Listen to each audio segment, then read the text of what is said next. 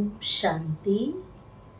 आज 25 सितंबर 2024 के बाबा के मधुर महावाक्य हैं। आज के महावाक्य में बाबा ने विशेष सुनाया कि हमारी खुशी चलते चलते कम क्यों हो जाती है। बाबा का बनते हैं ईश्वरीय विद्यालय के स्टूडेंट भी बनते हैं,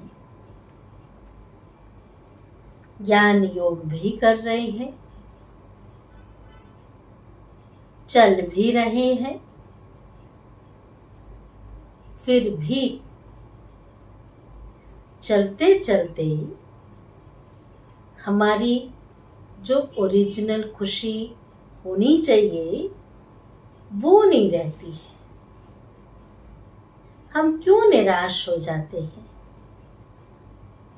क्यों उदास हो जाते हैं, हताश हो जाते हैं कि अब नहीं चल सकते, अब नहीं कर सकते।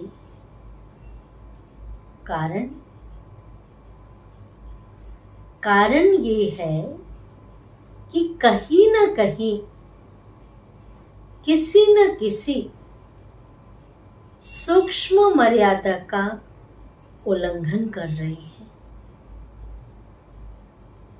कहीं ना कहीं मर्यादा की लकीर को पार कर रहे हैं। कहीं ना कहीं चेक करें कि जो बाबा ने ज्ञान दिया है, समझ दी है, क्या उसको बुद्धि में सिमरण करते हैं। अगर ज्ञान का मनन चिंतन कर रहे हैं तो खुशी कायम रहेगी, नहीं तो फिर क्या होगा। बुद्धि कहीं न कहीं भागती रहेगी और फिर माया धोखा देती रहेगी। जो नशा होना चाहिए, जो खुशी होनी चाहिए, उससे वंचित होते जाएंगे। इसलिए शुद्ध नशा होना चाहिए कि मैं कौन हूं, मैं क्या बनने वाली हूं। अगर ये नशा हो कि मैं ही विश्व की मालिक बनने वाली हूं, सदा उमंग उत्साह में उड़ते रहे। मुझे क्या से क्या बाबा ने बना दिया, सोचा नहीं था, समझा नहीं था, ख्वाब में भी नहीं था मुझे भगवान मिलेंगे। तो इन सब बातों को याद करके सदा खुशी में, सदा प्रफुल्लित रहे तो कभी उदासी नहीं आएगी। और बाबा के सिवाय और कुछ याद भी नहीं आएगा, क्योंकि जिसमें प्राप्ति है, जिससे खजाने मिल रहे हैं, उसकी याद भूल कैसे सकती है। इसलिए खुशी को सदा कायम रखने के लिए सदैव बाबा का हाथ और साथ पकड़े रहो, कभी छूटने ना पाए। नहीं तो माया जब हाथ पकड़ लेगी तो धोखा ही धोखा जिंदगी में मिलेगा। और बाप का हाथ पकड़ेंगे तो सदा उन्नति ही करते रहेंगे, खुशियां ही खुशियां मिलती रहेंगी। सुनते हैं आज की बाबा की वाणी। सार है मीठे बच्चे, बेहद की स्कॉलरशिप लेनी है, तो अभ्यास करो। एक बाप के सिवाय और कोई भी याद ना आए। स्कॉलरशिप लेनी है तो एक बाप के सिवाय और कोई भी याद ना आए। प्रश्न है, बाप का बनने के बाद भी यदि खुशी नहीं रहती है, ध्यान से सुनेंगे, बाप का बनने के बाद भी यदि खुशी नहीं रहती है तो उसका कारण क्या है? पहला कारण उत्तर है, बुद्धि में पूरा ज्ञान नहीं रहता। कहते ना, अधजल गगरी छलकत जाए। ज्ञान जो भी सुना उसको बुद्धि में इमर्स करना है, सुना और निकाला नहीं, तो बुद्धि में पूरा ज्ञान नहीं रहता। दूसरा, बाप को यथार्थ रीति याद नहीं करते हैं।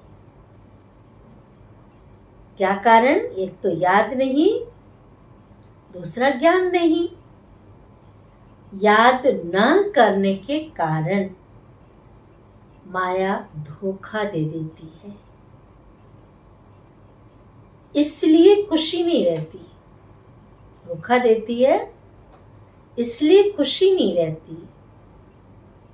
तुम बच्चों की बुद्धि में नशा रहे। किस बात का नशा? बाप हमें विश्व का मालिक बनाते हैं, तो सदा उल्लास और खुशी रहे। नशा होगा और सदा उल्लास और खुशी रहे। बाप का जो वर्षा है, पवित्रता, सुख और शांति। बाप का क्या वर्षा है? पवित्रता, सुख और शांति। इसमें फुल बनो तो खुशी रहेगी। धारणा के लिए मुख्य सार। पहले पॉइंट, जैसे शिव बाबा का कोई भभका नहीं, सर्वेंट बन बच्चों को पढ़ाने के लिए आए हैं, ऐसे बाप समान अथॉरिटी होते हुए भी निरहंकारी रहना है। अथॉरिटी, जैसे बाबा को किसी चीज का अभिमान नहीं है, ऐसे बाबा ने कहा तुम बच्चे भी बाप समान अथॉरिटी होते हुए भी निरहंकारी रहना है। पावन बनकर पावन बनाने की सेवा करनी है। खुद बनकर फिर दूसरों को बनाने की सेवा करनी है। दूसरी पॉइंट है, विनाश काल के समय ईश्वरीय लॉटरी लेने के लिए, विनाश काल के समय ईश्वरीय लॉटरी लेने के लिए क्या करना होगा? प्रीत बुद्धि बन, याद में रहने का। लॉटरी लेनी है ना, तो प्रीत बुद्धि बन याद में रहने पर दैवी गुणों को धारण करने की रेस करनी है, तभी तो लॉटरी मिलेगी। आज का वरदान है, शुद्ध संकल्पों के घेराव द्वारा सेफ्टी का अनुभव करने और कराने वाले शक्तिशाली आत्मा भव। विस्तार है, शक्तिशाली आत्मा वह है जो दृढ़ता की शक्ति द्वारा सेकंड से भी कम समय, सेकंड से भी कम समय में व्यर्थ को समाप्त कर दे।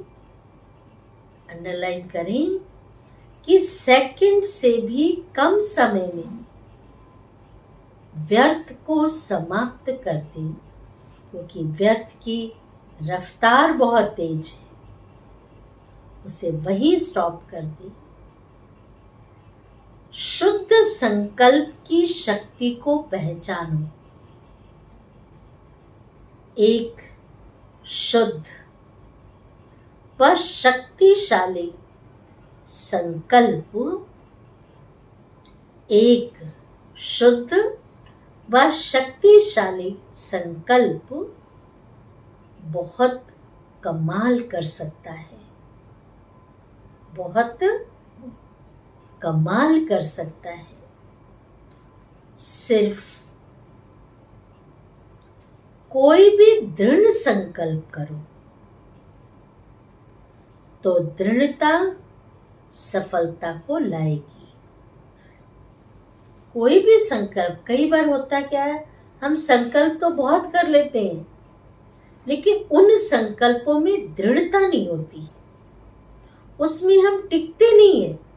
संकल्पों की लाइन तो लगा देते हैं, इसलिए वो हमारे कार्य सफल नहीं होते। एक संकल्प करो, पॉजिटिव करो और दृढ़ता वाला हो, तो उसमें सफलता अवश्य होगी।